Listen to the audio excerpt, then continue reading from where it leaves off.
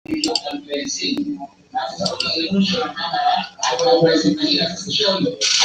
guys, abang-abangan po natin SONA po ni Pangulong Rodrigo Duterte. Ayan po. So, kanina epic fail tayo kasi ano pala yun? Iba pala yun, hindi yun SONA. Opening pala yun ng Congress. So this time around, we'll try to capture or mag-hitch tayo ng live stream ng PTB4. So I hope hindi ito maband ng ng tawag nito ng YouTube. So guys, abang-abang lang kayo dyan. And while waiting, pwede kayong mangisda. Ayan. So, yan, kailangan po nating panoorin kung ano yung mga update ng ating Pangulo. Ayan. Char, gihato dyan. Dari ako. Maya po, di ka mabusog ani ba? Sa itong last time na nga.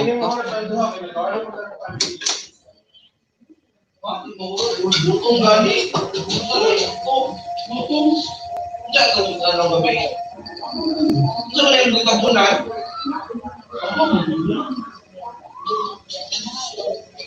Sino? Sino itong bituan nila ako? Isa man gani. Wala na ba isda? Wala na. Naiginiling. Wala na ikuan. Pansit ka.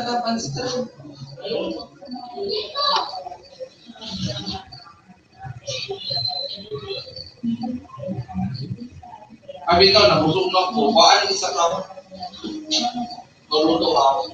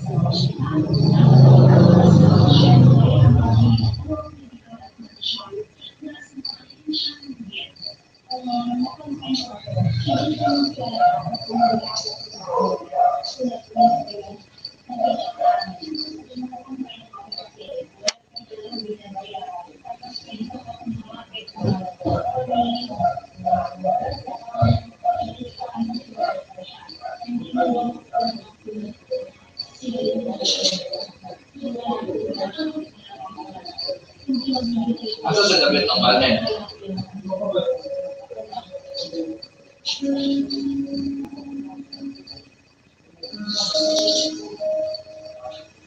Ayos lang natin itong likod.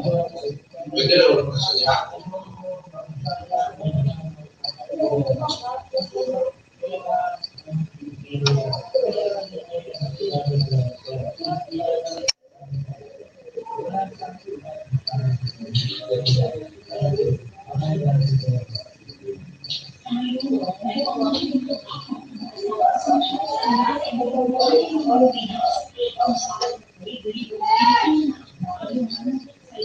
Watag to si Pakindi kung bayad sa load mo.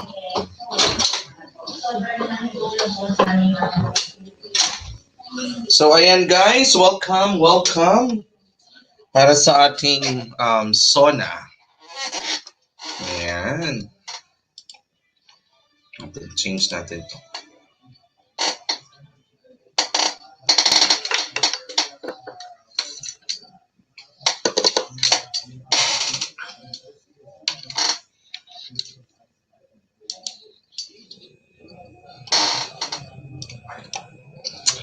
Ayan guys, hello sa inyong lahat.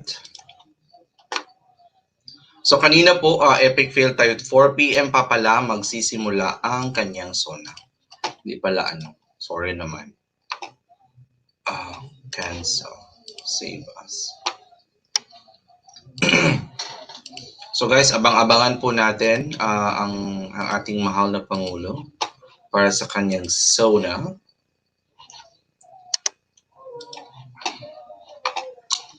Share lang natin itong ating screen.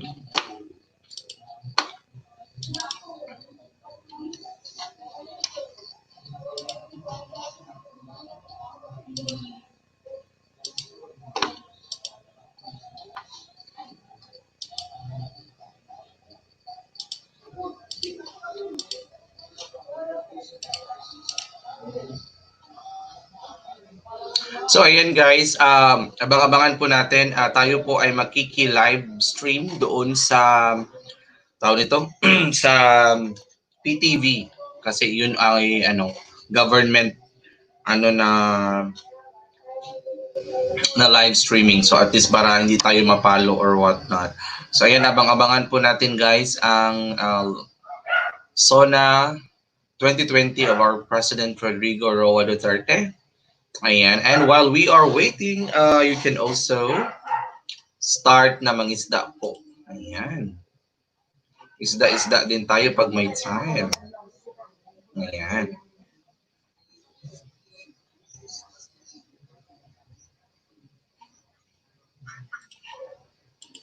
So guys, standby lang tayo guys ha. Standby, standby. Hello, hello. Hello sa inyo. Ayan, ayan, ayan. Guys, kumusta ang ating Lunes? Ayan. Share ko lang ito sa aking mga friends. So na at 300 pero.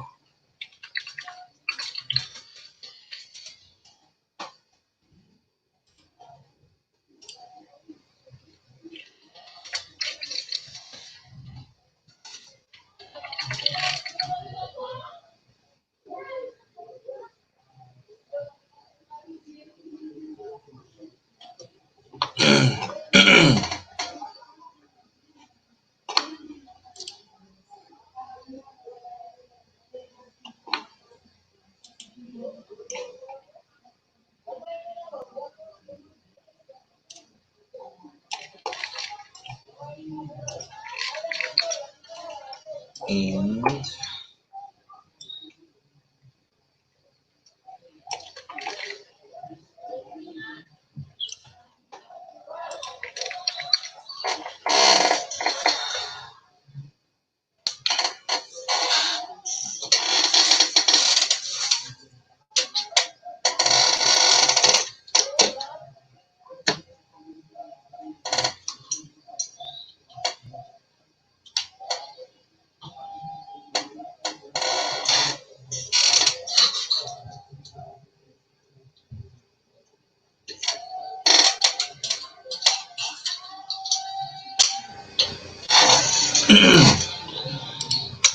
so ayan guys, welcome sa ating 2,000 viewers. Patamsak naman dyan mga friends. Ayan.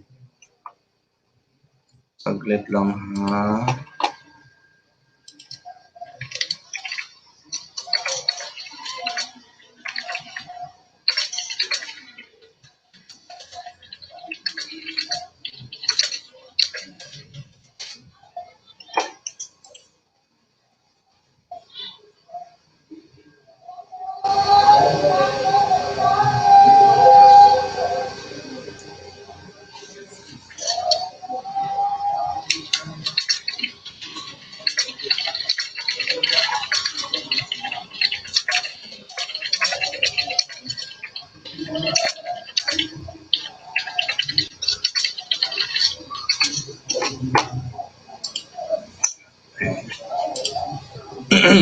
Hello po sa aking viewers.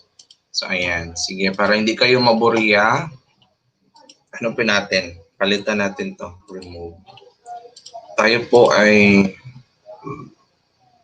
actually 4:30 pa, so malapit naman. Malapit na din. No, saglit lang guys. Ito muna. Pa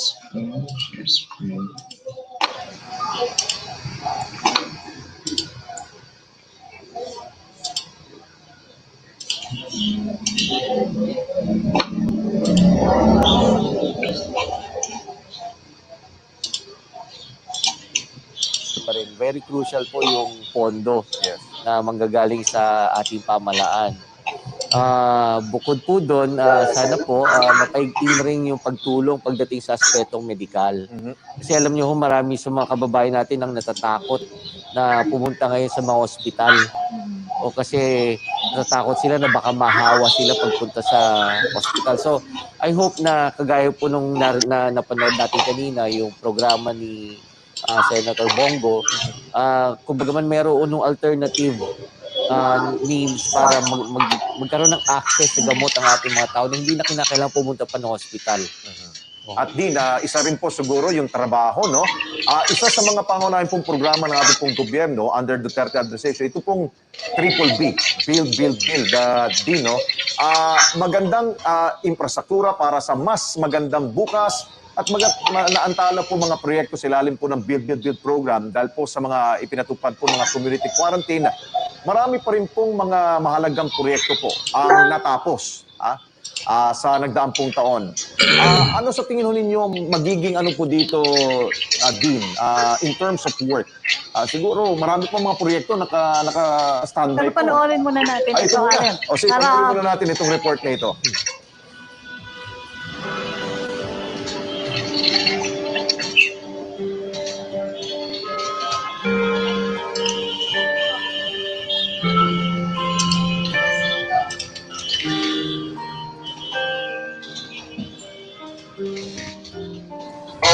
North Caloocan po ako and ever since nung college, nagko-commute na ako. So, siguro mga nasa 9 or 10 years na rin ako nagko-commute.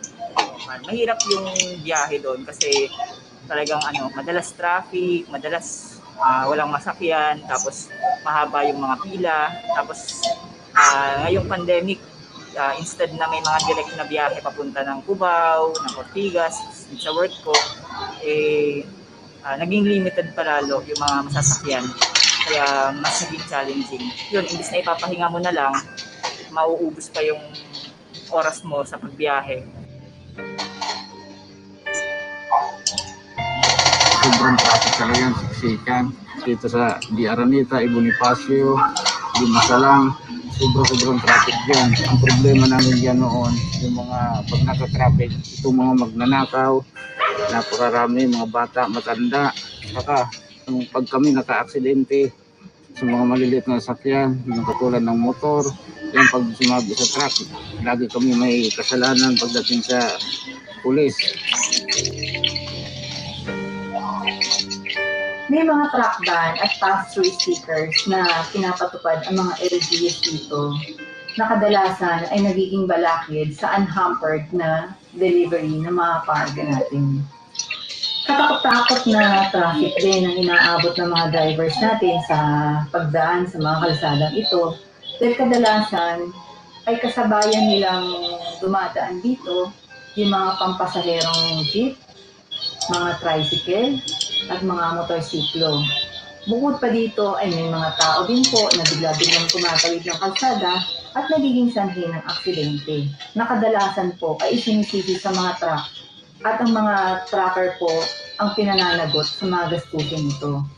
Malaking tulong ang pagsasaayos ng mga infrastruktura sa pamumuhay ng mga Pilipino. Inaabot ng 1 hanggang mahigit 2 oras ang nagiging biyahe mula NLEX papasok sa pier ng Maynila. Mas matagal pa kung maiipit sa matinding trapiko. Kahit na ipinatutupad ang community quarantine sa bansa, ipinagpatuloy ng Department of Public Works and Highways o DPWH ang mga proyektong pang-infrastruktura. Nung nasa ECQ pa tayo, nag-request kami ng special authority to resume construction. Kaya tuloy-tuloy na po ang construction namin sa DPWH. Kaya sa tingin ko naman sa ating mga big ticket projects, makakahabol pa rin kami sa deadline. Halimbawa, itong Harbor Link nakakabukas lang nung 15th of June. At ngayon po, ginagamit na po ng ating mga motorista. June 2020, binuksan ang North Luzon Expressway Harbor Link. Ito ay 2.6 kilometer project mula sa Caloocan Interchange, C3 Road sa Caloocan City, patungo sa Regional Road 10 sa Navotas City. Extension ito ng lahat ng elevated 5.6 kilometer Harbor Link Segment 10 na nagmumula sa Karuhatan, Valenzuela City hanggang Malabon City at Caloocan Interchange sa 5th Avenue, Caloocan City. Halos 5 minuto na lamang ang biyahe papuntang Pier sa Maynila. Napakalaking bagay na magkaroon tayo ng Skyway papuntang Road 10, yung tinatawag na Harbor Lane. Nararamdaman ko na naibsan na yung traffic. Malaking tulong din yan para sa mga commuter. Siyempre, may mga direct na pwede ng daanan, hindi ka na maiipit dun sa traffic. Napabilis at naging hawa ang biyahe ng mga truck natin. Hindi kasi ito sakop ng truck vans. So, naging tuloy-tuloy ang biyahe ng mga truck natin dahil dito. Mas ligtas din ang mga biyahe ng truck dahil puro expressway na po yung mga dinadaanan nila. Sa part po rin namin ng mga trucker ay mas tumaas po ang productivity namin dahil sa malaking ginhawa at bilis ng biyahe ay hindi po gaano napapagod yung mga drivers namin sa mga biyahe nila. Maliban dito, marami pang proyekto ang Build program sa infrastructure, flood control projects, energy facilities, social infrastructure, at maging iba pang pasilidad ng mga apektado ng COVID-19. Hangad ng DPWH na marami pang matulungan na motorista sa pagtatapos ng bawat proyekto.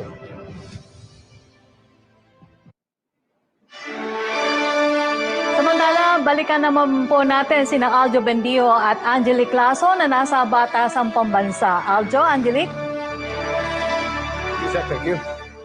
Angelic? Ayan, maraming salamat, Yusek, Rocky, and Alex. At dito nga po, bumuhos ang malakas na ulan kanina. Pero ngayon, wala na. Tumigil na ulit. Makulimlim pa rin. Pero makulimlim pa rin. Tagaan-taway pa rin po tayo, para sa pagdating ni Pangulong Rodrigo Duterte para sa kanyang SONA. In the meantime, ito rin ho ang inaabangan ng ating mga mamamayan. Yung pong mga programa ng pamahalaan na makakatulong talaga sa kanilang kabuhayan. Ang dami ho kasing nawalan ng trabaho. Totoo yan. Hindi naman talaga kasi pwedeng nung tayo po yung nag-initial lockdown. So ayan guys, silent lang natin to.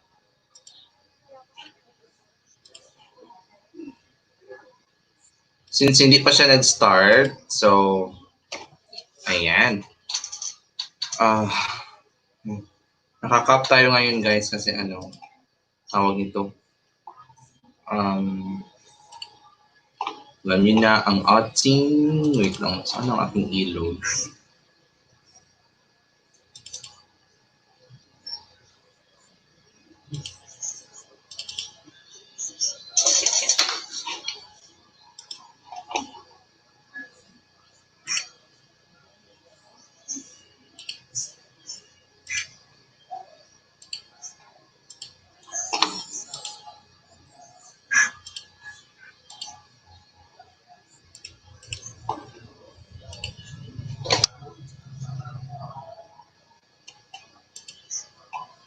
So ayan guys, while we are waiting for the PTV live SONA of our President Rodrigo Duterte, I am advertising my small business at home. Since the start of the pandemic, meron na tayong mga existing na mga business, ayan. Pero ito yung pinaka-latest ko guys dito sa Telepreneur. We are accepting SkyDirect, Signal, and GSAT. And sooner or later, we are also accepting GCash. If gusto nyo mag-GCash dito sa amin, may transaction fee lang po tayo na 2%.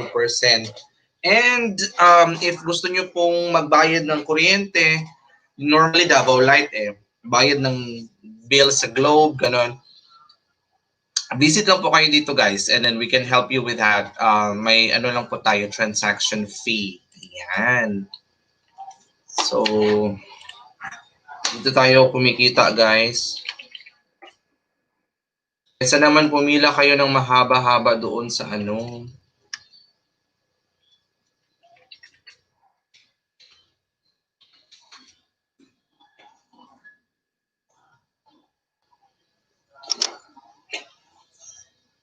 Ayan.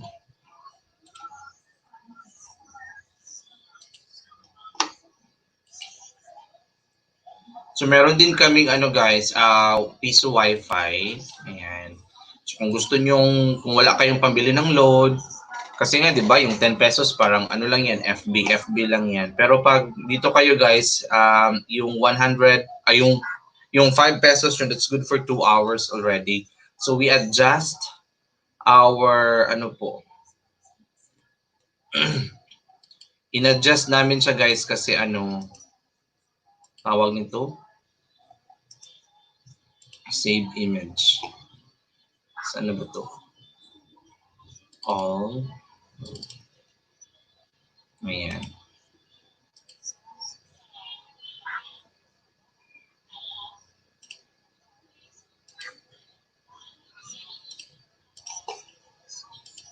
Ayan, susensya na atin yung papalitan. Sa mga gusto po mag-business at home, madali lang po guys. Punta lang po kayo sa aking, or PM niyo po ako. Ano lang, PM niyo ako at then I'll help you out. Ito. Ayan. So guys, kaka-receive ko lang ng tawag nito. Saglit ha. Ano ba? May na-receive akong Palawan ngayon lang from a friend. Ano siya ng 300, nag-activate siya ng SIM. So, ganon. Kasi alam nyo guys, yung kitaan dito sa load, di ba parang basic na yung load guys, if you could observe, anong nangyari? If you could observe, people are, buying load. Ayan, ito pala. Ito na. Sige, activate ko muna guys ha. Activate retailer SIM. 8724.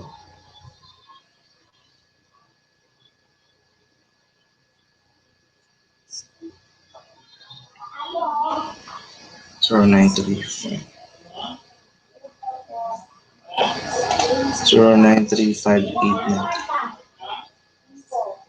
093589393235. Space. Full name.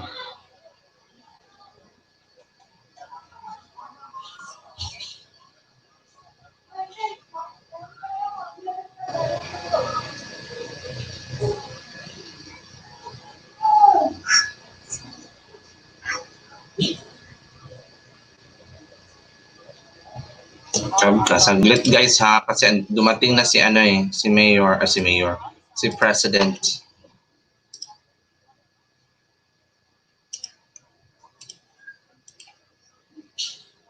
Ayan. Kita nyo ba guys?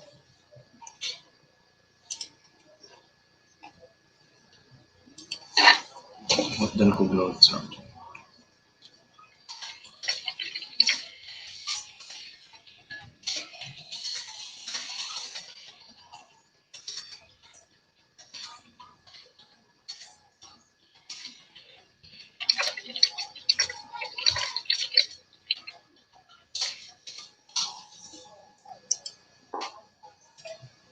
Ayan. Andyan na po si President Duterte guys.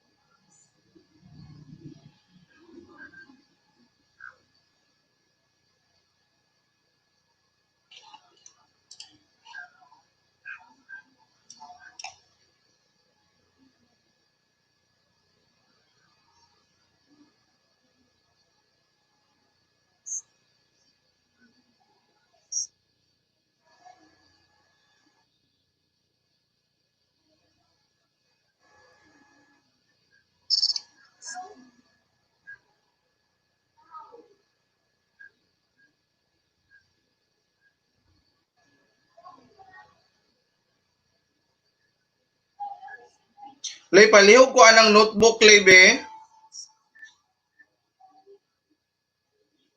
Katong, kana notebook, palihog ko.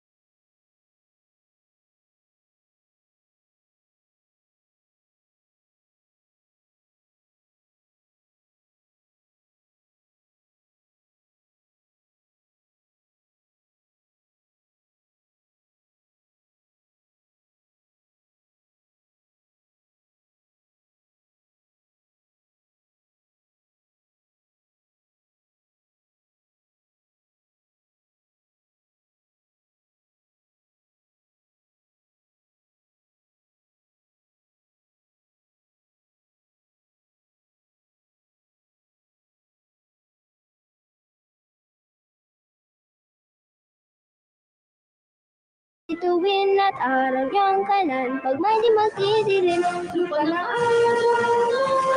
ating pagkakaroon namin sa bilang mo. Ang nilala ng pagpapalangin, ang tunay ng dahil sa'yo.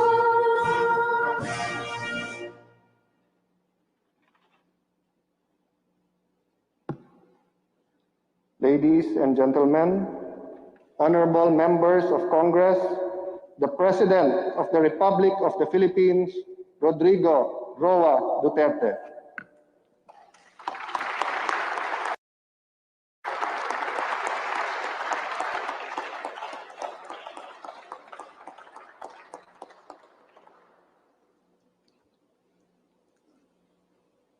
Kindly.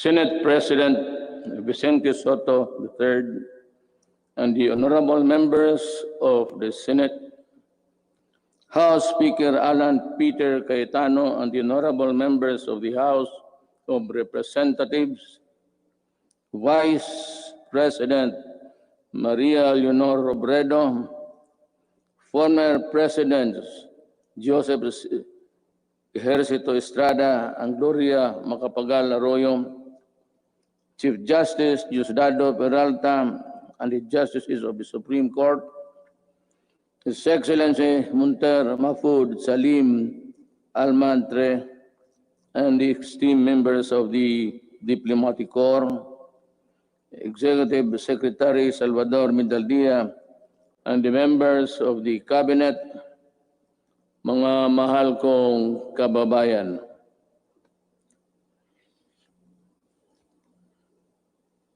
We live in a troubled time. A dream of prosperity for our country was suddenly snapped by a pandemic virulent virus. No nation was spared. Neither rich nor poor were exempt from the onslaught of this deadly disease. But let us not despair. The vaccine is around the corner. Sooner and not later, the virus that gobbled up thousands of lives will itself be laid to rest.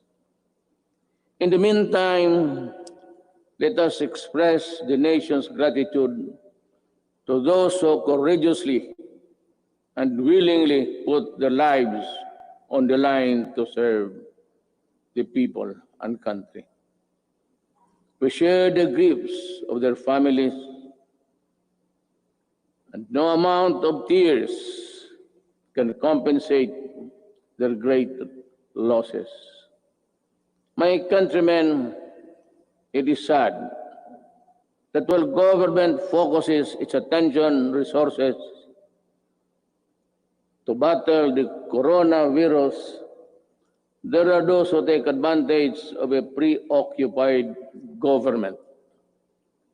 One of them is Senator Frank Dillon.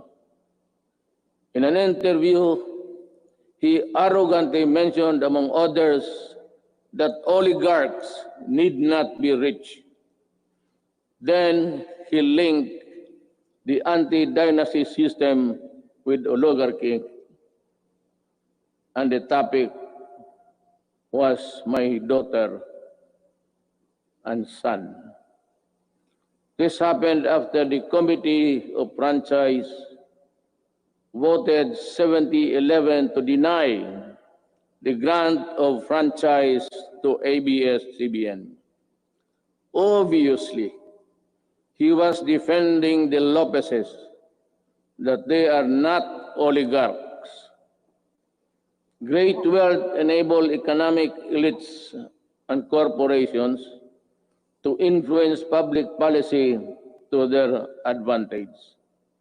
Media is a powerful tool in the hands of oligarchs like the Lopezes, who use their media outlets in their battles with political figures. I am a casualty of the Lopezes during the 2016 election.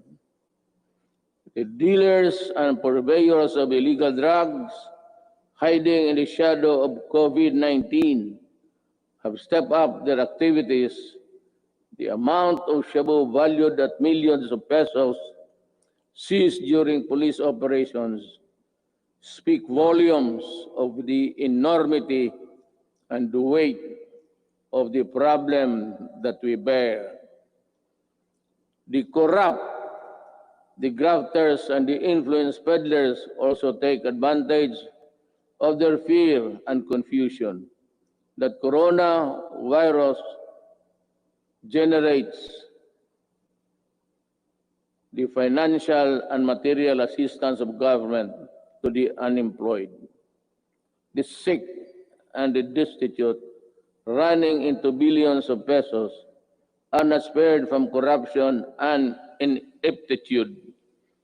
Even the donations for well-meaning private persons are schemed before reaching their intended beneficiaries.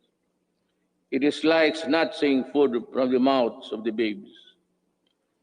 The profiteers, overpricers, and the corrupt felons must be laughing while they stash their dirty monies, but not for long. They cannot outrun the long arm of the law. In this regards, the words of former President Ramon Magsaysay ring fresh and relevant today as the day they were said decades ago. He said, "We need men of integrity and faith like Rizal and Del Pilar, men of action like Bonifacio, men of inflexible patriotism like Mabini. We need their zeal, their self-reliance, and their capacity to work, their devotion to service, and their ability to lose themselves in the common cause of building a nation. If we allow greed and self-interest and ambition to rule us, then as stated by one prominent physician, we will be left with nothing better than the lesser evil instead of the greater good."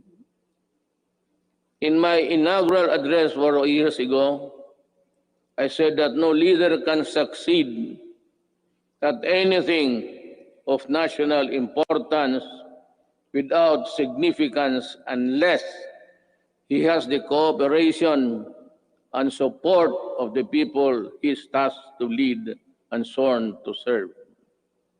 The efforts and resources which we poured out produced the momentum needed to bring our country closer to our goals.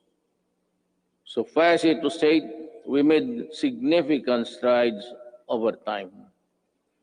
Over 4.3 million poor families benefited from the Pantawid Pamilya. Over 92.2 million beneficiaries received subsidies under the unconditional cash transfer program. We also made available tertiary education and universal health care. Public utility drivers were given assistance to the Pantawid Pasada program. There are complaints that some drivers did not receive any assistance at all.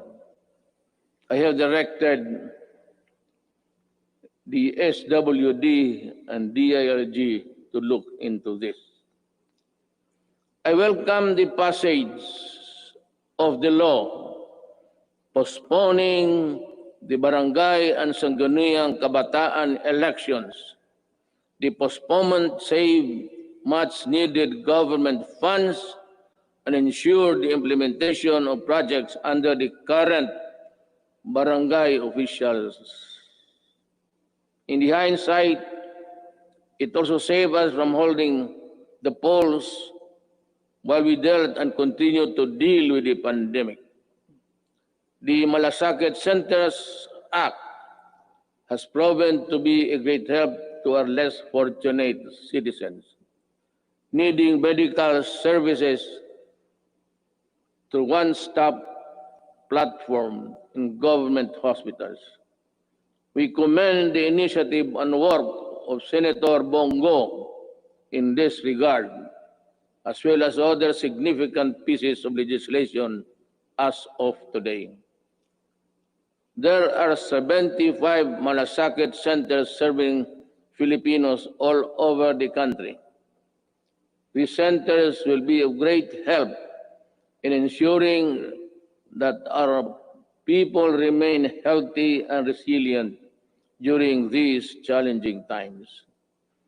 The Salary and Standardization Law of 2019 increases the salaries of civilian government workers.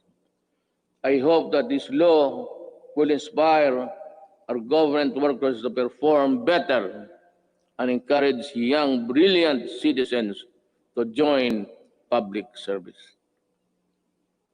I appreciate the law of establishing the National Academy of Sports, We can now give our deserving student athletes the training and the support they need to excel in their chosen field of endeavor. With the commitment of key members of Congress, the Executive Department, the FISGOC, or the Philippine Sports Commission, and the Philippine Olympic Committee, we're bound together with one vision to host the 30th Southeast Asian Games. Our athletes prevailed. More than that, we fostered pride, patriotism, genuine sportsmanship, and camaraderie in our South Asian brothers and sisters. Indeed, we won as one. To our business community and the general public, we assure you that the landmark ease of doing business and efficient government service delivery act has been gaining momentum. We are closer to eliminating over-regulation in government services. Frontline processes, including consular services, processing of building and business permits, and the services of overseas Filipinos and seafarers were streamlined. Passports and driver's license validity were lessened to ease the burden of the public. We received a BBB plus credit rating despite ASEAN credit rating downgrades and negative outlook revisions in the worldwide.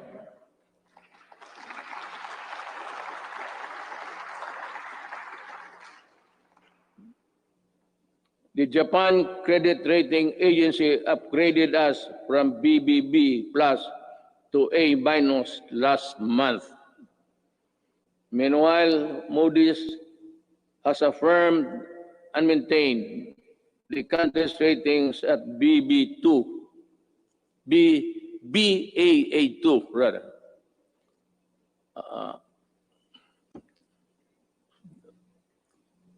To understand, because of the light, I have mine eyesight is not as good as new. Our fiscal position is strong, our economic fiscal management prudent, and our banking system robust. We are in a better position to weather the crisis caused by COVID-19 global pandemic. We have accomplished significant infrastructure projects under the Build program. I will not dwell lengthily on the nitty-gritty of our infrastructure accomplishments. Now, lest I bore you. Instead, we will release a comprehensive written report of our collective milestones and the details of accomplishments that remind us that perseverance, patience, determination will help us move forward even in the most difficult times. We issued last year the Executive Order number 100, establishing the Diversity and Inclusion Program as national program of the government. We want to end discrimination of persons on the basis of age, disability, ethnicities, sexual orientation, and gender identity and expression, and other character traits. My administration always believed that freedom from illegal drugs, terrorism, corruption, and criminality is itself a human right violation. Part of our efforts to uphold human rights is protection of the rights of children and the right against discrimination. Early last year, I signed Executive Order number 92, creating the National Council Against Child Labor. Government efforts to protect the rights of children will be amplified to prevent, reduce, and eliminate any form of child labor. Our achievements along this line will have been extolled by an overwhelming number of fellow member states in the UN Human Rights Council during its recently held 44th session last June. Rest assured that we will not dodge our obligation to fight for human rights. My countrymen, there are lessons to be learned from the coronavirus pandemic. It jolted us to realize that gains made after spending so much planning, effort, cost, and time could diminish considerably and quickly for reasons beyond one's anticipation. That it is much easier to destroy than build, that in a crisis of national proportion that affects every aspect of human life, government needs to have the support and cooperation of the people if it is to succeed in battling the cause of that crisis. That there are people who ask for compassion but show none themselves. That life, after all, is fickle like the weather. The gains we achieved for the first 3.5 years were put to a test when the pandemic suddenly struck the global community. While I am aware that the road towards a comfortable life would all be far easy if the pandemic had not occurred, and around the rest of the world we suffered.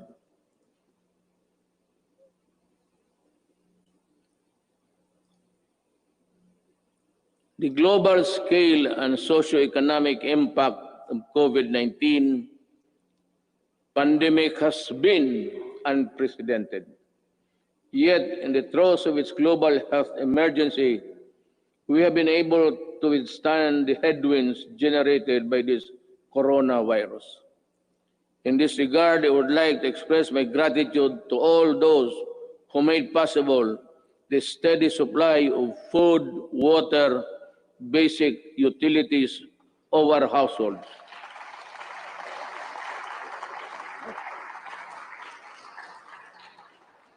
And the provisions of basic social services and financial assistance to our people.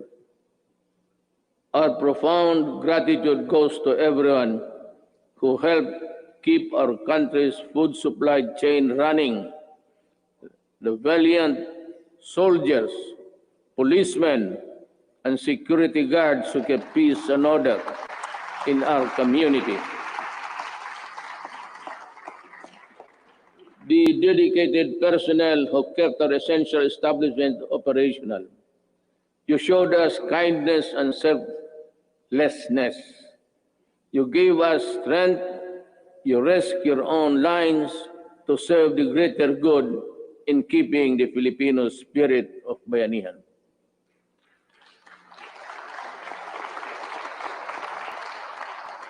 I also thank the men and women of the Interagency Task Force on Emerging Infectious Diseases and the National Task Force Against COVID-19 for all the countless hours it spent to keep the pandemic in check and for all the efforts it made to ensure the safety of our people.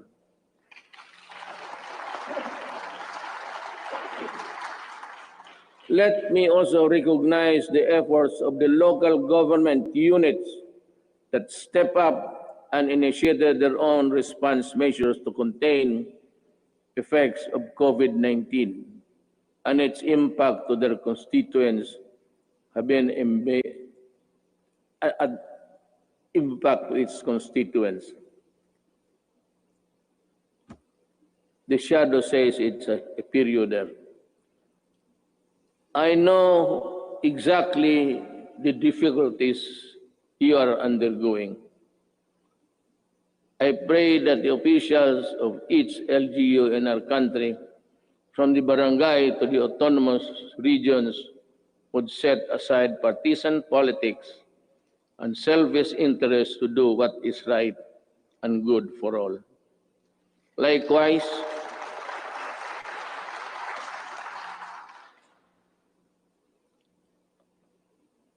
I likewise issued Executive Order Number 104, which imposed ceilings on retail prices of at least 133 drugs and medicines and directed a continuous review of the retail prices of others.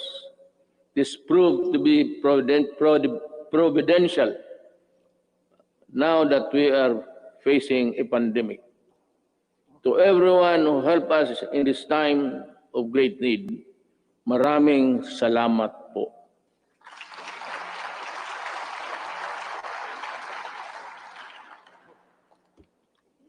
Let me say that the strength of a nation rests in the hands of the people acting as one with government. In the pursuit of common goals and objectives, when the pandemic struck, I decided to prioritize life over other considerations according to experts. The intervention that the government had put in place prevented as much as 1.3 to 3.5 million infections.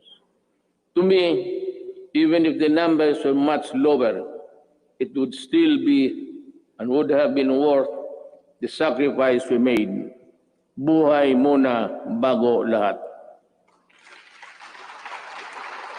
We initially encountered difficulties ramping up our testing capacity.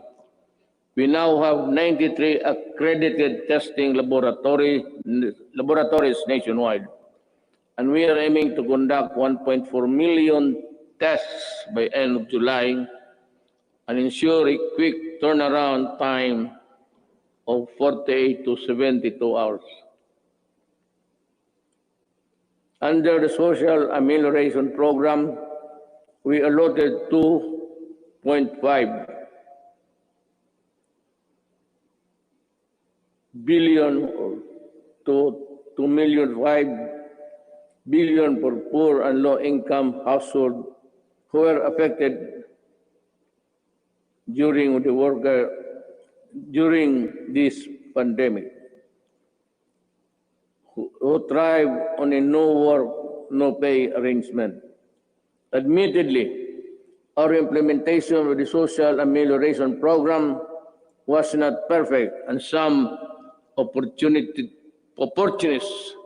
turned crisis into opportunity. We will catch up with you sooner than you think. We came up with the COVID-19 Adjustment Measures Program, extended financial assistance to over 650,000 affected individuals in the formal sector. 110 OFWs abroad and almost 83,000 repatriated OFWs were also provided temporary wage employment to displace marginal workers through the TUPAD project. Our indigent senior citizens were also provided with a stipend for the rest of the semester of the current year. This health emergency stretched government's resources to its limits, In response to the Office of the President, work closely with Congress for the quick passage of the Bayanihan to Heal as One Act. May I again reiterate my thanks to you, the men and women of Congress, for the effort you invested in passing that law. I hope that we can get some or the same treatment of clarity, purpose, and the fastness to support the passage of the Bayanihan Recover to Act as One, which is supplement funds for recovery and response against the impact of COVID-19 pandemic. We must facilitate the country's economic recovery. I call on Congress to fast-track the passage of the proposed measure, such as the Corporate Recovery and Tax Incentives Enterprises or CREATE Act. This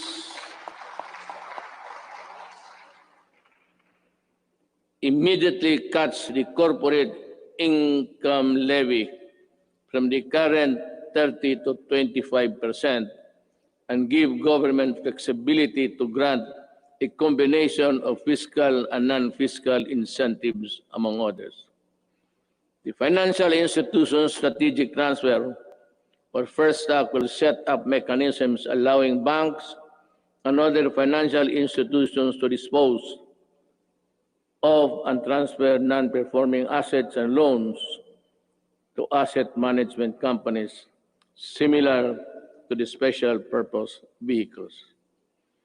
Our economic managers have seen infrastructure investment as an effective tool to help spur high growth, attract investments, create jobs, and achieve financial inclusion for all Filipinos.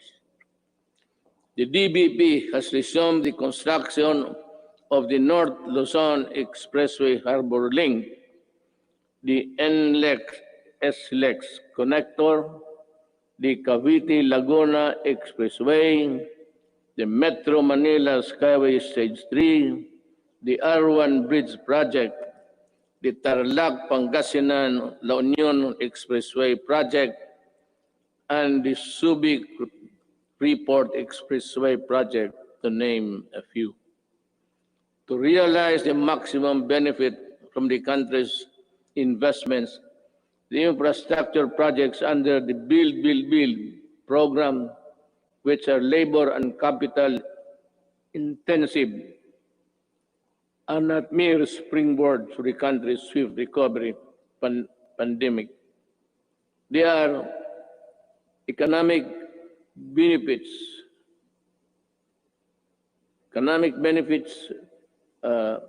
to be distributed to all corners of the country and push sustainable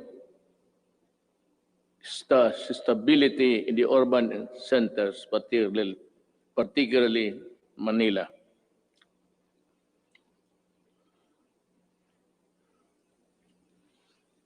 The TESTA launched online mode of livelihood and skills training. There are 71 free online training to help upskill trainees for the right opportunities. I asked TESDA to come up with special training programs to retool our OFWs so they can find employment opportunities here and at home. I am also calling on the CHED for scholarship programs for the qualified dependents of our OFW.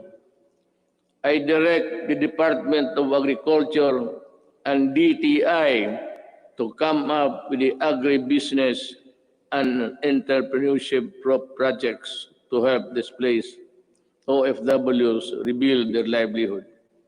Further, I ask the Land Bank and other government financial institutions to continue providing low interest loans to our OFW.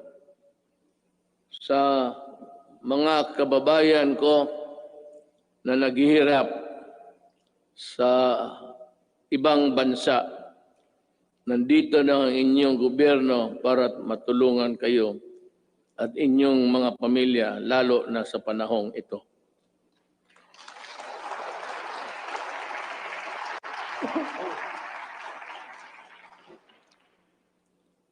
The government will intensify its efforts to help businesses, especially micro, small, and medium enterprises, or MSMEs, by providing responsive government assistance and services capitalization and business operation support as we adapt to the next normal.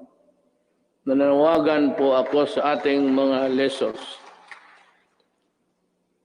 Nananawagan po ako sa ating mga lessors. Malasakit at bayanihan po ang sana ang pairalin natin ngayon. This is not the time to drive away lessors. During normal times, they were the primary source of your income stream. Now it's time to be fair and compassionate. Come up with an amenable arrangement with your tenants. Huwag po natin silang pagtabuyan, tanggalin ang tubig, kuryente at bubong. Commercial establishments are requested to give grace periods to allow deferment of payments, especially for MSMEs that were forced to close down during the quarantine period. Let us help them recover.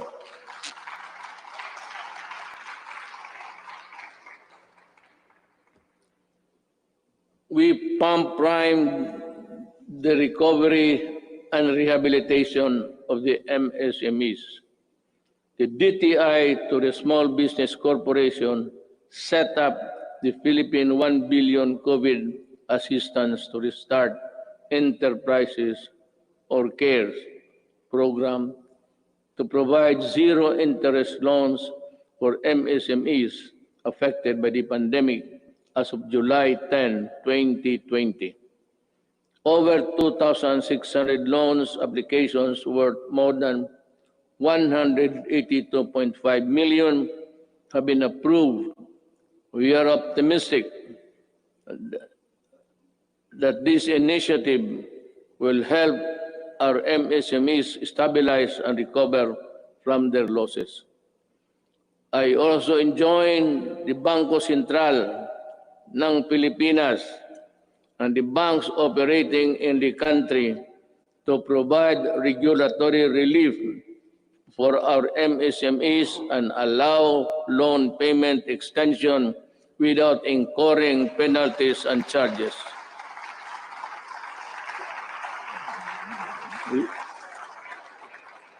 We need your help to prevent the collapse of companies saddled with accumulated amortization and payables caused by closure of their businesses at the height of the strict quarantine periods. As we embark on this effort towards inclusive recovery, we should acknowledge that all forms of government support will go to naught if the new MSMEs do not thrive because of lack of consumer support. Ito ang panahon para suportahan natin ang ating mga kababayan na nananegosyo at gumawa ng mga produktong sariling atin. In the same manner, in tourism and recreation industries, which are among the hardest hit by the pandemic, count on our full support while we slowly try to put the fun back in your local travels. The national government agencies and LGUs must harmonize their policies to boost tourism, ensuring everyone's well-being. We enjoin our people to help boost the economy by traveling locally.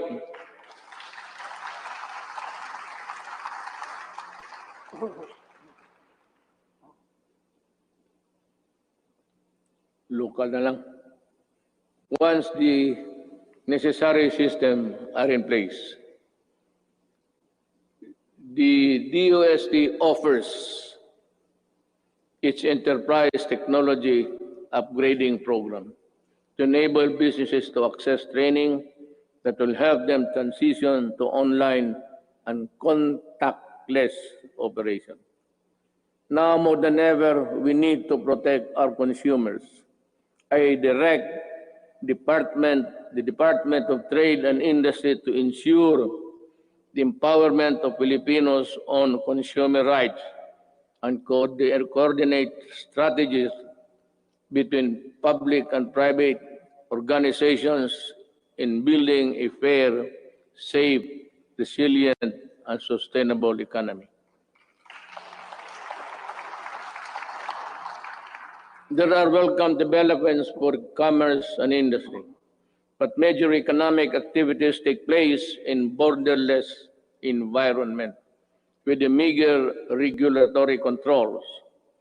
They expose consumers to various risks related to security, data, privacy, and misrepresentation. We must patrol the country's cyberspace and enforce online consumer and data protection and privacy laws. We must run after online scammers and those undermining the people's trust on the online transactions. We must continue to protect Filipinos in the normal and remind the world that we are responsible stewards of data.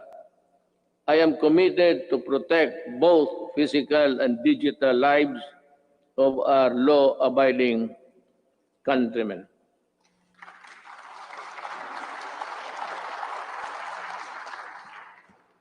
The national government shall lead the way in our transition to online systems. I reiterate my call for all government instrumentalities to implement systems that shall make physical queuing a thing of the past. Panahon na para mawala na ang pila para mapagsilbihan ang gobyerno ng walang kahirapan para sa tao. The DILG, DBM, and the ARTA, along with all agencies and instrumentalities of government, are hereby directed to make full possible services available online. We need to adjust and adapt a paperless type of business and work performance. We need e-governance our people with the services they need and the comfort of their homes in the workplaces. It will enable us bureaucracy to better transition into the new normal and cut red and minimize red tape. Until the COVID-19 vaccine is available, I will not allow the traditional face-to-face teaching or learning unless the risk of exposure to the sickness are eliminated. I cannot and will not put to rest the health and lives of our students and teachers. About 2 weeks ago, I seem to have said that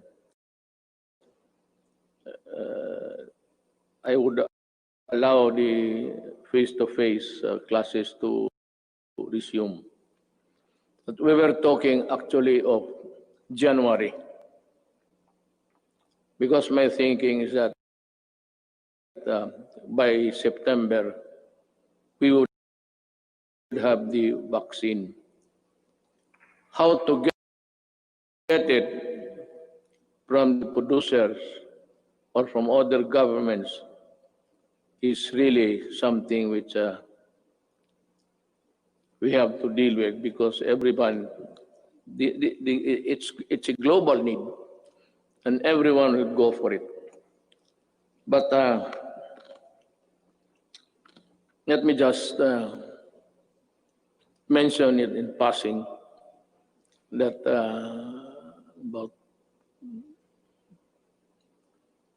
4 days ago, I made a plea to President Xi Jinping that if they have the vaccine, can they allow us to be one of the first, or if it's needed, if we have to buy it, that we will be granted credit so that we can normalize as fast as possible.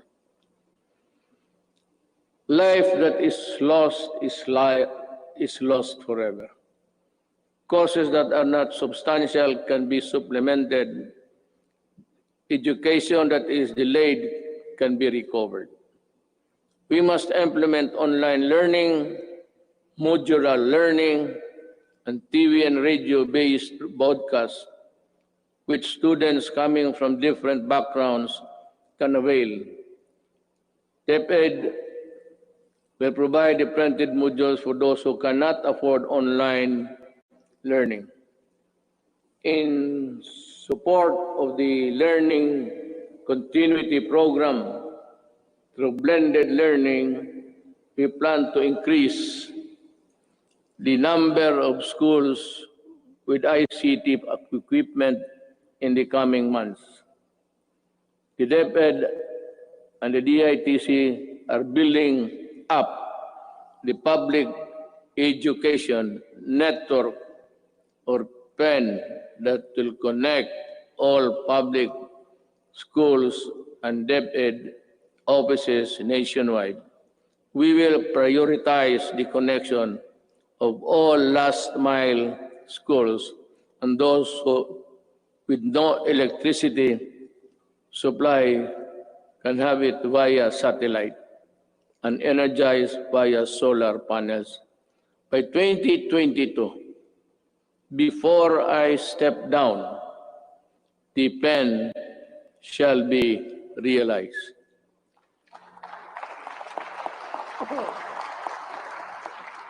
I'm referring to the program. I will do it. TV frequencies reverted back to government for whatever cause or reason shall not be used exclusively to the exclusion of other persons or other dummies to cope up with the demand of the next normal. This will be used to provide uninterrupted quality education to our children in our shift to e-learning. I am directing Secretary Guevara, Secretary De La Peña, and Secretary Onasan, in collaboration with Secretary Briones and Secretary Abisado, together with Secretary Dominguez, to come up with an integrated program and implementation mechanism to ensure that these TV frequencies are fully utilized by government through the facilities of the PTV4 for the utmost benefit of the Filipino people.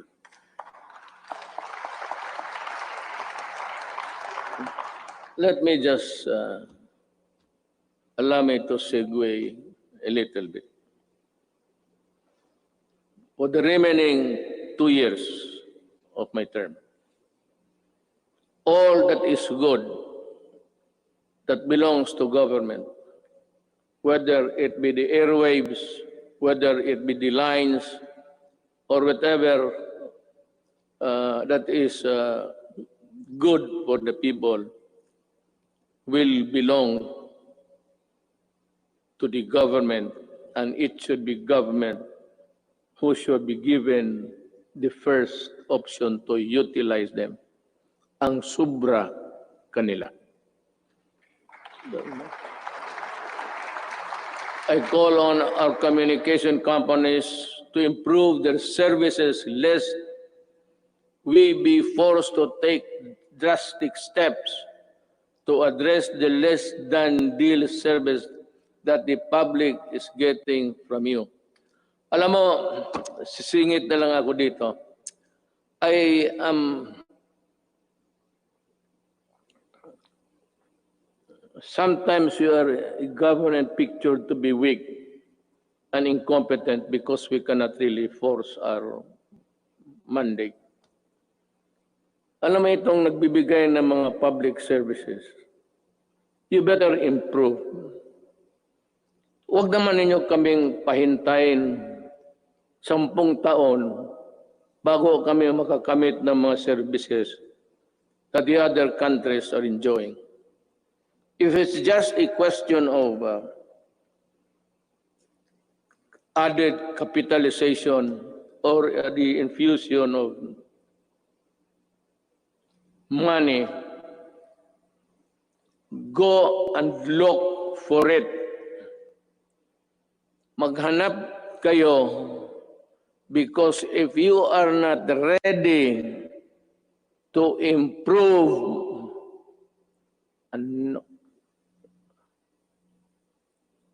I might just as well close all of you and we revert back to the line telephone.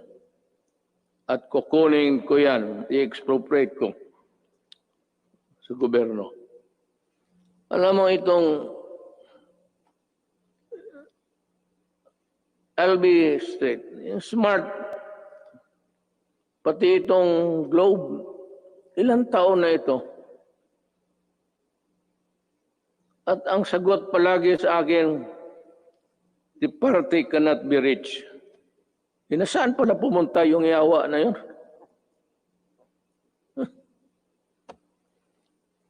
Kung ganun lang naman ibigay niyo sa amin, we are a republic, a sovereign country. Bear that in mind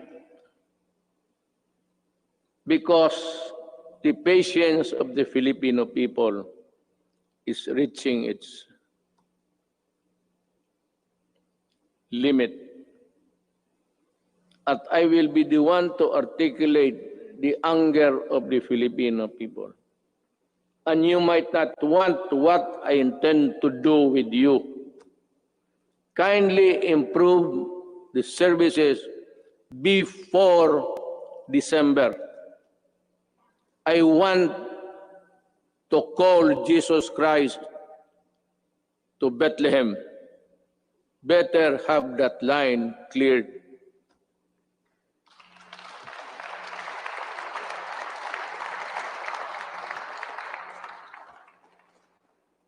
Alam sa totoo ang adre na po, ano ako sa inyo. I have been a citizen of this country and parang nilalaro lang ninyong, kayong may pera. Puta. May pera kayo? Negosyo kayo. Wala kayong pera, putang, umalis kayo dito. You know, you give us half deals, half cooked transactions, lousy service. Tapos ang tao nagbabayad. Tell us now if you cannot really improve on it. Because I will work by December. I have 2 years. The next 2 years will be spent improving the telecommunications of this country. Without you, I will find a way. I will talk to Congress and find a way how to do it.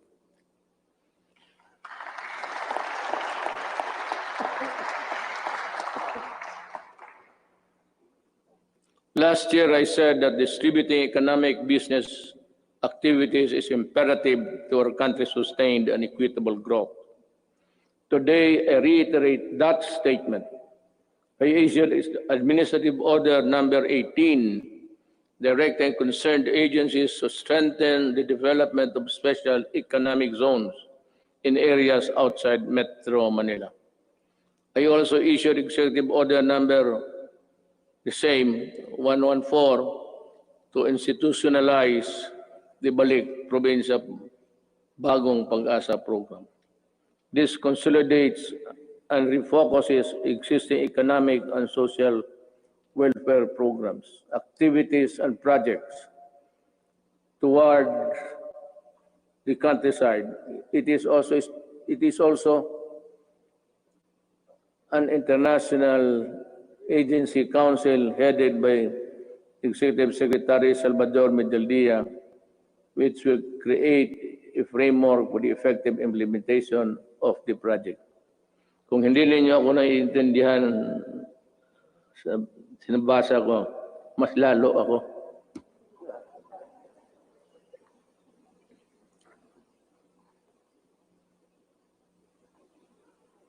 In 2021, we aim to increase access to healthcare services by continuously hiring and deploying more than 20,000 health professionals.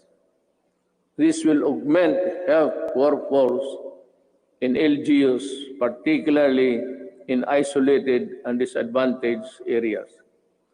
We will implement projects to establish and improve barangay health stations, rural health units, and other healthcare facilities. And we will need to address internal security. We are pursuing a whole of the nation approach to bring peace and order, development in the countryside. We need to provide intervention and implement the barangay development program. This will provide cleared and threatened communities. This refers to a program where the armed forces would play a vital role in the one nation approach. This is what it's meant by this. And that every agency of the government, including the armed forces of the Philippines, should participate. And I am aware of the skirmishes and the assassination of our soldiers. And I said, correct this so that we can proceed with the barangay implementation as fast as possible. We have made significant strides in the past 4 years, but we need the support of local government leaders. We need your help to implement the barangay development program. Certain sectors expressed concern when I declared martial law in Mindanao and its extension 3 times. But 2019 ended without my office requesting any further extension.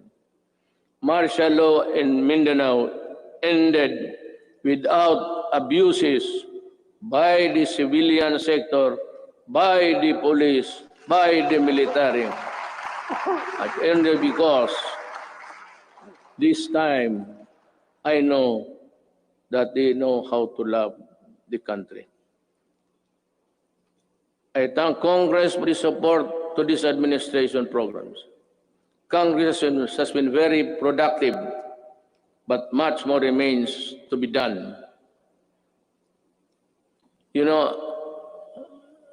actually, my speech, if we followed it carefully, it's all a plea to Congress to do this, to do that, to make a law or craft a whatever. And this one, I strongly urge Congress to pass a law establishing the Department of overseas Filipinos, solely on addressing the concerns of Filipinos abroad and their families. I reiterate the swift passage before this. Kawawa kasi itong ating mga overseas.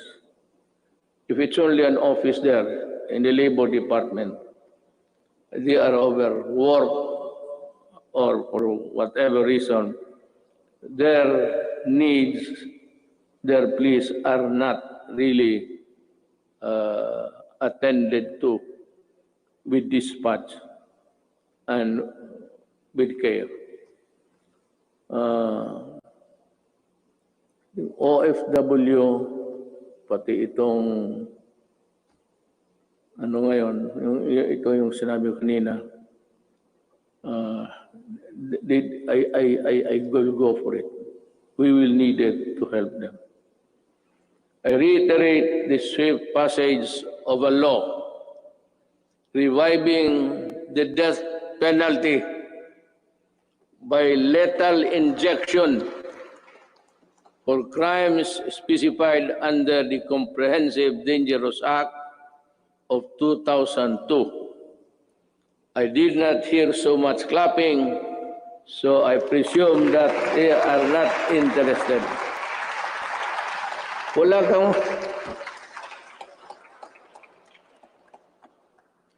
Someday I'll tell you the story of what happened to the Philippines. Hindi ngayon. But when sabihin ko sa inyo ang totoo, bakit nagaganito yung droga ng Pilipinas? Why the drug syndicates continue to operate just like the countries of Colombia, Mexico, and it is being played inside the national penitentiaries. Para tayong talagang binababoy tayo. Sabihin ko sa inyo. But this is not a time for storytelling. SONA kasi ito. So dito na. This law will not only help us deter criminality, but also save our children from the dangers posed by the illegal and dangerous drugs. May I be allowed with the indulgence of the body?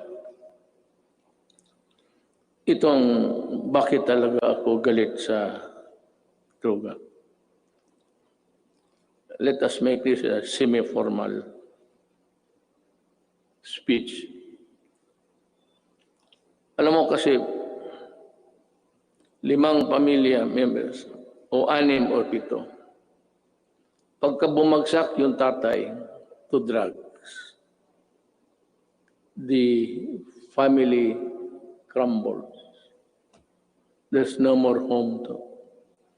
Druga, and if he's receiving his salary, nagtatrabaho sa pantalan, 300 a day. Tapos ang shabu is sold at 2. He has about 100 to bring home. Kaya pagka gano'n, nag-aaway-aaway na, ang mga bata hindi nakapag-aral, ang iba ligaw na, mga babae into early prostitution, kung ano-ano nangyari. Hindi lang alam nitong mga na this is happening all over the country every day. And what is really very tragic is this. When the family starts to crumble, there's no more family home. And invariably, the wife would look for another husband would look for a job, usually easily doon sa abroad. at yung asawa aalis, yung lalaki na sa droga, yung mga anak iniiwan sa kapitbahay, sa kapatid. And the ferocity of the loss of the Filipino family home has been destroyed. Kaya kung anong mangyari nito, the wife works in the Middle East. I am not zeroing on any particular country, mind you. But alam natin, there are tribes in the Middle East which would allow rape as part of the territory of being a house help. Kasama yan. Kasama talaga yan. So yan ang mahirap dyan. You have a wife there being crucified, being used, magpadala ng pera, tapos ang mga anak, asan nasa Cebu na rin. Kasi these are the guys that the Cebu people would really, stick by them until it crumbles, the resistance. And then you have plenty of this all over the country. Hindi lang nila alam. Yung sinasabi nila ng misery sa human rights, plus 10 yan. Not to count the victims of crimes perpetrated by people addicted to Cebu. That is the reason why I'm so vicious in my galit talaga ako. See? Nilalaroan tayo. Well, I don't know. Any other president might, pero ako ayaw kong lalaroan ng Pilipino. Do not do it in my country because I will really kill you. That is a commitment. Owning safe, decent, and affordable housing is every Filipino's dream. But the housing market remains inaccessible to most of our countrymen. I renew my call for Congress to pass the National Housing Development Bill and the Rental Housing Subsidy Bill. These will enable all Filipinos, regardless of social status, to live in decent homes where their families can lead meaningful lives. I also call on Congress to amend Republic Act number 10912 for the Continuing Professional Development Act of 2016. In this time of great pandemic and forthcoming reconstruction, requiring professionals to undergo seminars is burdensome and not realistic. This must end. Ito pang isa. May mga profession.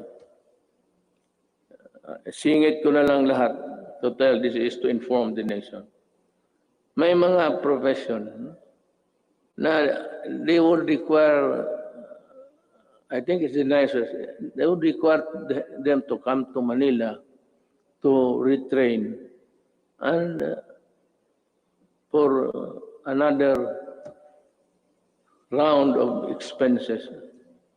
Itong mga seminar na ito, dapat mahinto. I don't know in other provinces, but during my time sa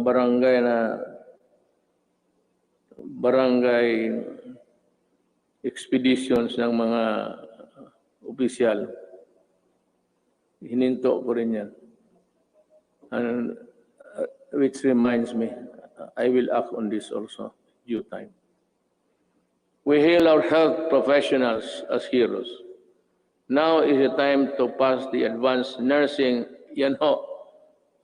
Education Act and the law instituting the Medical Reserve Corps. COVID-19 will not only be the last pandemic, We need to create National Disease Prevention Management Authority to better respond to future outbreaks. We count on Congress to full support.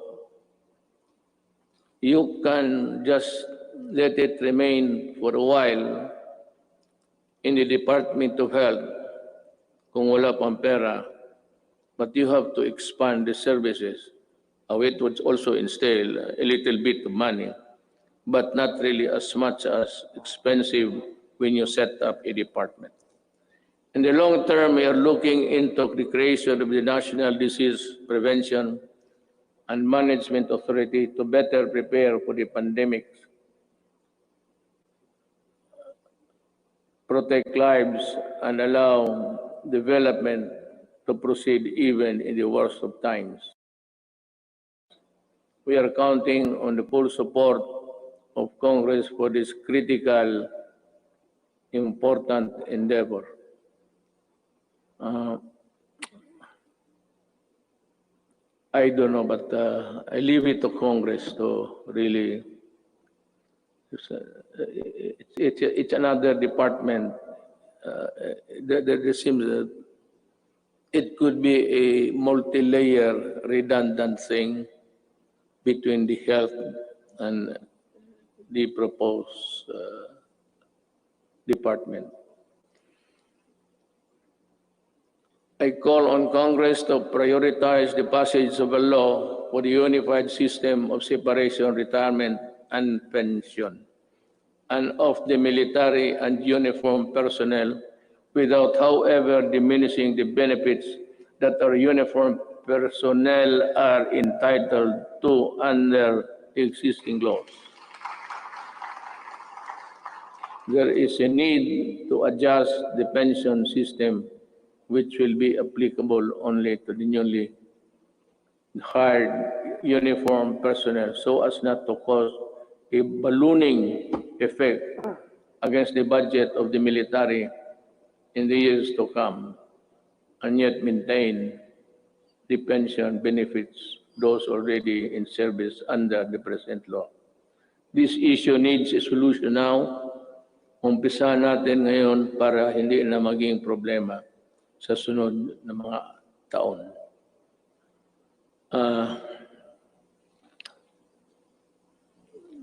I want to, one of the, this is not politicking, I am not running, I cannot run anymore. Yung dinoble ko yung sweldo ng police pati army, it was really a clarion call para for them also to have a decent life and that they're able to get the things which ordinarily cannot be reached by any government employee. Ang akin doon is yung corruption. That maybe it might be a vain attempt, but maybe dagdagan ng sweldo para it would be a hedge against corruption. We must also modernize the Bureau of Fire Protection and the Bureau of Immigration with urgency. Alam mo, sa Davao, and if you go there, I can show you. One of the serviceable trucks, fire trucks that we have in the city of Davao. Of course, ang city meron ng sarili, aside from the Bureau of Fire, which is really national. Meron yung Bureau of Fire, would you believe it, serviceable still. Ang pangalan ng truck is Studebaker. Ang katawan, ang talagang matatag ang katawan. Kaya ang makina isuso. Pero okay pa rin. It can put out. But totoo.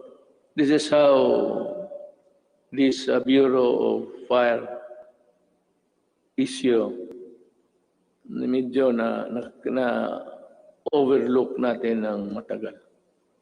I emphasize the creation of the Department of Disaster Resilience and our people's safety, which cannot be delegated to any council or commission. Equally important is the establishment of evacuation center in every city, province, municipality throughout the country. We must act before another major disaster shakes into action. Problem is disaster and even a fire. This cannot be made a study for projection when the earthquake would suddenly come and make a big crack there. Hindi natin alam talaga. Ang ibig kong sabihin, this will require more than just one brainwork kung paano talaga itong how to prevent or avoid disaster. It would be, by the way, just before starting, I was tempted to say it. Pero baka magtindigan kayo. It will be all right for me if Bongo will just say, wala akong problema. Sabi ko na this piece of speech of mine would be one of the longest SONAs that I will deliver. Nakita ko yung page pagbigay sa akin. Yung ibang input akin. Pati yung iba lahat.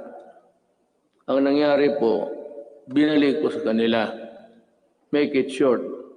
Pagbalik sa akin, mas makapal na. Nandyan na ngayon. Ito na ngayon. The responsible extraction and equitable distribution of natural resources remain among my non-negotiables. I reiterate the need for the passage of the National Land Use Act, which has been pending for decades. Pakisilip lang ho ninyo yan. For the rest of my term, I hope to see concerted efforts in protecting the environment. The rehabilitation of Boracay Island showcased our resolve to safeguard the environment.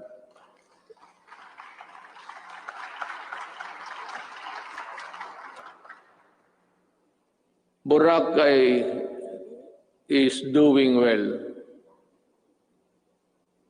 because of its scenery. If it's only a coconut and a black sand, white sand and water, wala yan. Pero you add the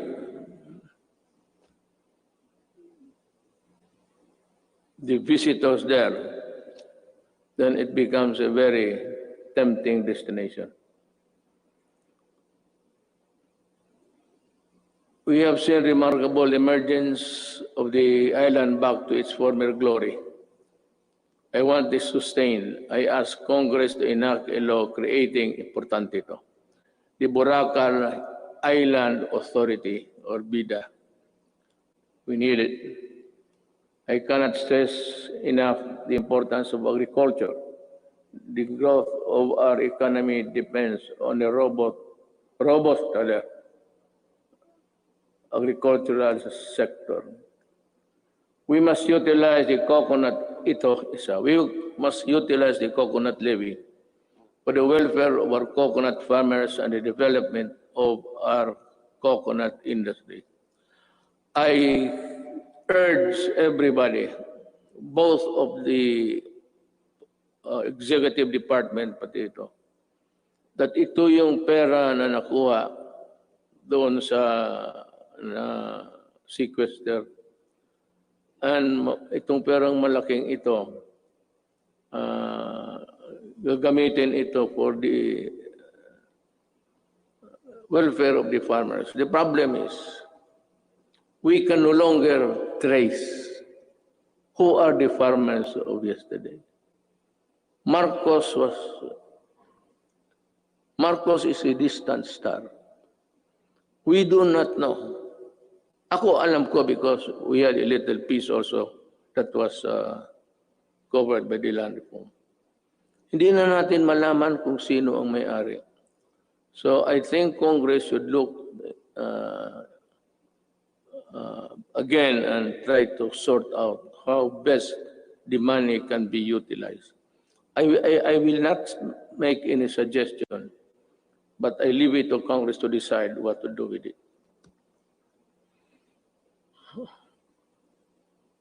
I once again urge both houses of Congress to pass a version of the bill establishing the Coconut Farmers Trust Fund.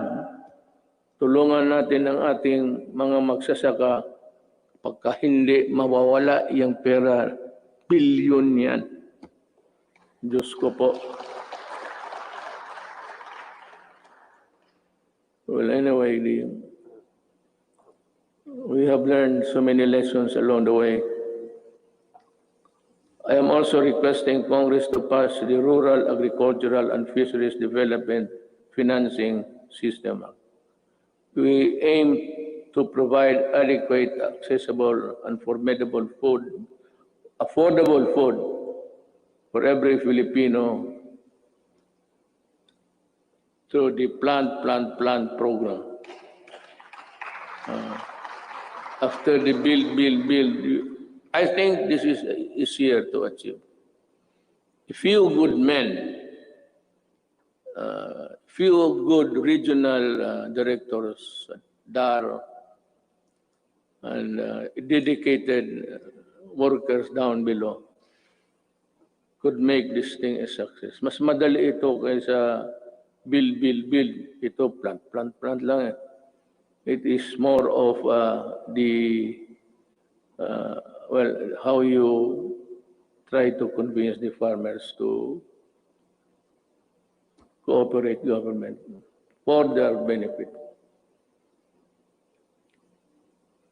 This 66 billion agricultural stimulus package will help the agricultural and fisheries sector recover.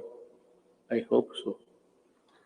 We need to build trust and confidence in online transactions, stronger protection on online consumers, and enabling measures for online business needed to the enactment of an Internet Transaction Act. This is very good. I thus direct the Department of Trade and Industry and other relevant agencies to work on it closely with Congress, ensuring that the provisions of the proposed bill are responsive to the needs of the consumers while promoting the growth of e-commerce in the country.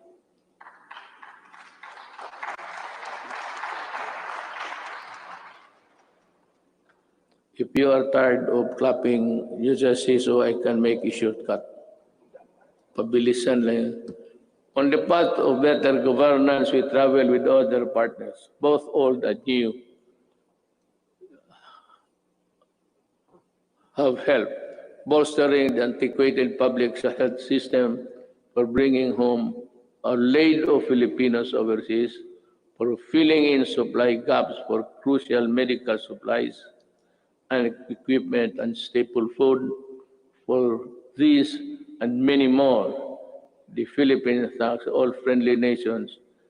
We will never forget your kindness and your timely support. Within ASEAN and beyond the Philippines, we will continue to work with partners to address global perils and ramp up cooperation to secure for our peoples greater peace, progress, and prosperity. The Filipino nation claims its rightful place in a community of sovereign states Thus, we will continue to pursue an independent foreign policy. Let me be very clear about this.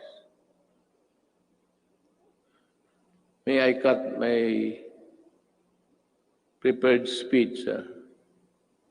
Alam mo, I read little over 3 weeks or last month na the Americans intends to go back to Subic.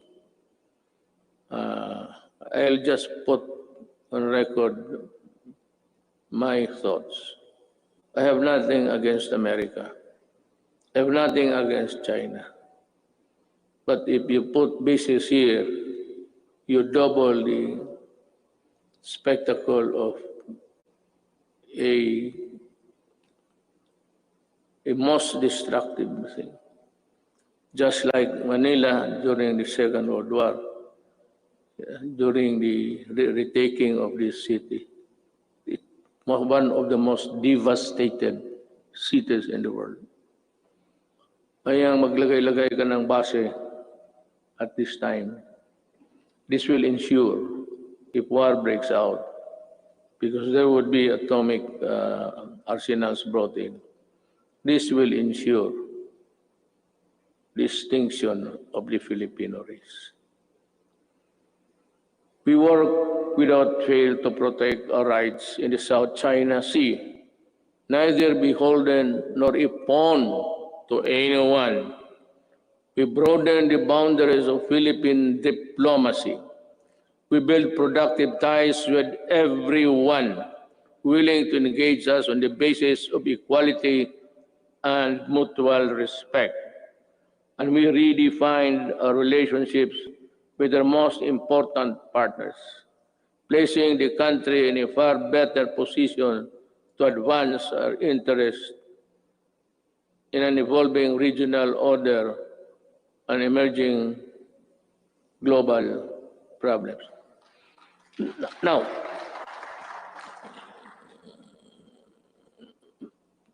plenty of critics, both sides, claim about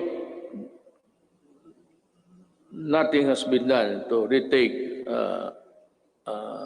forcefully or physically the South China Sea.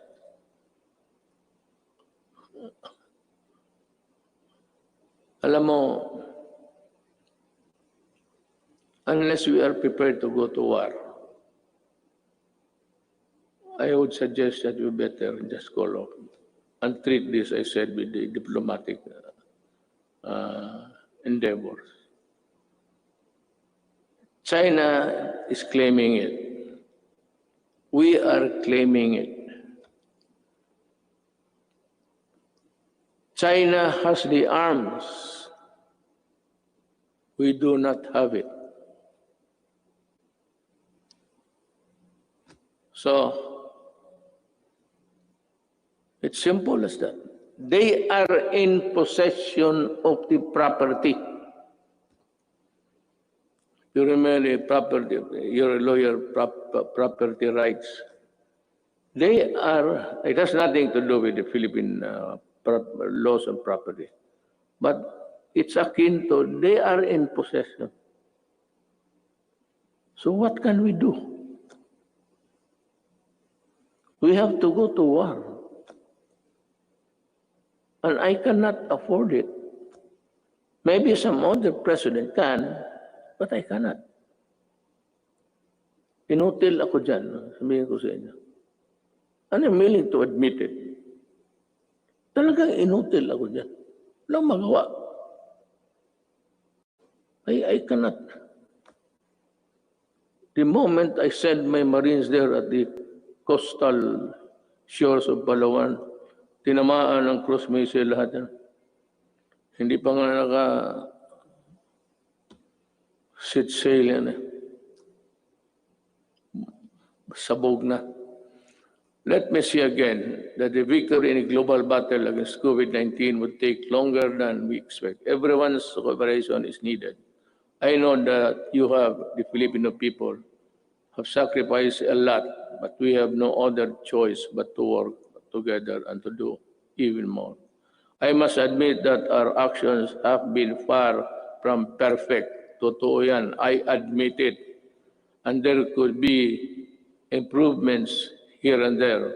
But all of us in government, including myself, assure you that we will not stop until we get things right and better for you. I know that many of you are worried not only about health and safety, but also about our ability to move around and ride public transportation. The depletion of your savings due to the rising cost of goods and the loss of your incomes due to uncertainties in your jobs and livelihood, I assure you that your government will address squarely these problems and challenges to overcome them and proceed to a new normal. Marami ho talagang mawawalaan ng those for a middle income. They buy a car on installment basis. You cannot keep up with the amortization. You lose it. You lose the car. And you are forced to ride on public utilities. Concomitantly, didiretso rin itong mga kriminal na rarami at crimes will increase. But let me assure you, for as long as I am president, there can never be a runaway crime in any of our cities. Hindi ako papayag na. I can assure you, we will remain peaceful. Relatively peaceful. Hindi naman very peaceful. Pero kung sabihin mo na kagaya ng hold up dito, hold up, alam naman nila kung anong mangyari. You know what will happen to you. I am addressing myself to the criminals. You commit hold-ups, you commit rape, you commit all sorts of things, and you harm the public, then kaaway mo na ako. Pag bumalik kayo sa dati, kagaya noon, patong-patong na naman ang patay dito. Sigurado, hahanapin ko kayo. Do not ever go back to your old ways. Maghanap na lang kayo ng anong trabaho dyan. Magtiis kayo. To open up the economy to pre-COVID-19 levels at this time is not an option because whatever good it can produce will only be gobbled up or be outweighed by the bad it will generate sometimes. Haste makes waste. The recent upsurge of infection, when you open little windows of resumption of business, is proof of that. I am happy that I have talked to you today. You know, in other places, they opened up too early, too soon. America is one. China, well, fortunately, it was arrested on time. China and the rest, for those who open up and those who do not follow the protocols of at least the World Health Organization, they are suffering. And they have at least 140 deaths. And America, kukulang sila lahat. No nation on earth was really prepared for COVID. No amount of preparation because that kind of microbes visits about once every 100 years. Wala man yung at mga tatay natin, what they suffered was Second World War. But tayo, we are not ready and therefore will not gamble with the lives and health of the people. Certainly no one would want to end up in the negative side of the equation. Not me, not us. All I ask is that you continue to put your faith in your government and work with us in achieving what is best for the country and our people. Together, let us do, mahirap basahin kasi dito, the most that we can to ensure that this health, safety, and well-being of every Filipino, especially those severely affected, are taken care of. Together, we shall fight this pandemic with the same fervor as our campaign against illegal drugs, criminality, insurgency, and corruption in high places, and entrenched parochial interests. As a government worker, I am addressing each and every Filipino that the government cannot do this without your help. More than ever, we need to reinvigorate the deep-seated Filipino spirit of pakisama and malasakit within each and every one of us. We are being tested as a people and as a nation. Worse times loom ahead. But I do hope that this spirit of solidarity and unity will serve as a drumbeat to which we shall march in unison in our quest for the light at the end of the tunnel. I appeal to each and every Filipino, let us take care of one another. Ito ang panahon para magtulungan, hindi panahon para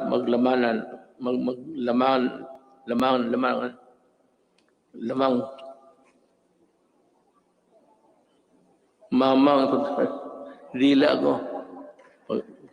Hindi maglamang at pagkakaisa. My faith in the Filipino innate patience, resilience, and determination to bounce back is unwavering. Let us share our blessings with those who have little and those who have none. This is the time to bring out the best in us. The woes that weigh heavily on our shoulders may bend our back, but they shall not bend or break our spirit. From the rubbles of adversity, a more resilient and stronger nation, built on bayanihan and pagkakaisa, shall rise. Together, we shall overcome. Before I pardon the time, but it was really the allotted time for my speech, I would just like to give a statement between us sa gobyerno kung hindi tayo nakakaintindihan. You know, Drilon extended, he was defending. I would like to ask Drilon, were you a part of ACRA when this contract of Ayala water was being drafted? And why are you fumigating? Bakit kasi ikaw lang ang galit? Nasabi mo na dynasty. You are a hypocrite. You know that you cannot pass an anti-dynasty law. Ikaw nandyan sa Congress, ikaw ang mauna dito. But you know, to take it against me for protecting my country is something which I really resent. Alam mo, you describe using the dictionary the synonym ng mga oligarchy, kung ano. Then you proceeded to characterize everyone, every name, and then said that oligarchy is not bad at all, because not all oligarchies are bad. True. But ito, to my countrymen, the oligarchy that exists in this country is the oligarchy that existed during the Spanish time. And the Spanish lands and the friar lands and all the benefits that were passed on to the insulares who did not go back to Spain, or to the Spaniards and into their... But that was long ago. It has been forgotten. This is the oligarchy that controls the Philippines. By what? By taking control of the water and the electricity and power. Yan ang oligarchy mo, Drilon. Wala nang oligarchy dito except that they have control. Look at how can you now craft a new contract? Because I would insist that you pay the billions and billions that you collected. For example, water treatment. Oh, nandyan sa kontrata. It's in the billing. They've been collected. Since 1997. Ilang bilyon na nga wala ni isa. Not even a faucet was built for a water treatment facility. Yan ang mahirap sa... You do not protect the oligarchs here. You are the one. Ikaw lang mag-isa. And I suspect that you were also the one or help when you were there in the Accra. We do not even know ang mga abogado sa public documents. Hindi nga alam. Hindi natin alam kung nakagraduate ba o hindi. Wala. Would you think Ayala would get the services of those? Ayala got Accra. Accra did it. Ikaw galing ka doon. Most of you, more successful lawyers sa corporation. You handle big corporate. Yan ang mahirap. O, bangga tayo dito. Hinawakan ninyo eh. Hindi ka pwede kayo. Kita mo, noong nag-increase, walang tubig, pinuputol yung tubig. Ang tao, bumigay kasi hindi pwede tayo di maligo. Hindi uminom. Electricity, ayaw mag-increase. O ayan, wala ka. Palaging brown out lahat.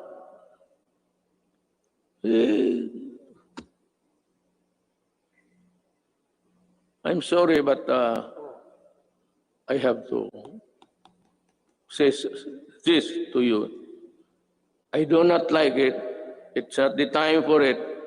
But since it is the time for the SONA, for people to know and people to really get the facts, then, and the right of the people to be heard. Tayo na naman ang tao magsama. Hinawakan ninyo yung tubig, pati electricity. Yun ang oligarchy. Kaya ako sinabi ko noong kumpanya, corruption is not here. Yung mga customs, maliit yan. It's there upstairs. And I was really unprovidential. Dumating yung panahon na hindi ko hiningi. Then I saw the contract. Nung nakita ko yung contract na. Tsaka yung linya na yung choice, yung linya ng it belongs to government. The best of the transmission lines, whatever. Government gets it first before anybody else. Thank you. I am through.